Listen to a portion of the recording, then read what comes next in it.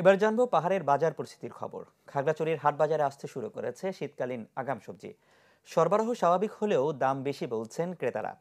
মাছ ও মাংসের বাজার স্বাভাবিক। সপ্তাহের ব্যবধানে নতুন করে বেড়েছে পেঁয়াজ, তেল, ডাল সহ নিত্যপণ্যের দর। আরও বিস্তারিত জানিয়েছেন নুরুস্তাফা মানিক।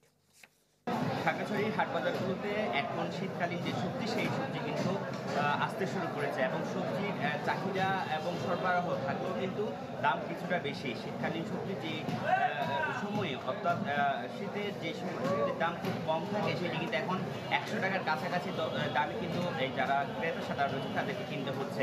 আমি যদি একটু বলি, ফুলকপি কিন্তু একশো থেকে 120 টাকা, বাঁধাকপি 80 থেকে 100 টাকা, টমেটো যেটি দেশীয় টমেটো যেটি শীতকালীন সময়ে বের হয় সেই টমেটো কিন্তু 120 থেকে 140 টাকা কেজি দরে এবং সিম 120 টাকা কেজি দরে কিন্তু বিক্রি হচ্ছে খাগড়াছড়ির যে প্রধান বাজার সেখানে। এবং অন্যান্য যেসব হাটগুলো রয়েছে সেখানেও কিন্তু একই অবস্থা।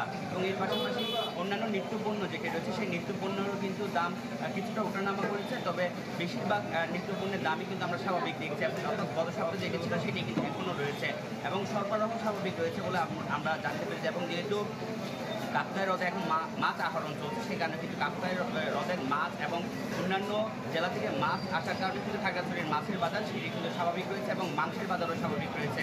সব কিছু মিলিয়ে এই ছিল আমার কাছে খাগড়াছড়ি আজকে সাপ্তাহিক দিনে বাজারের খবরাখবর।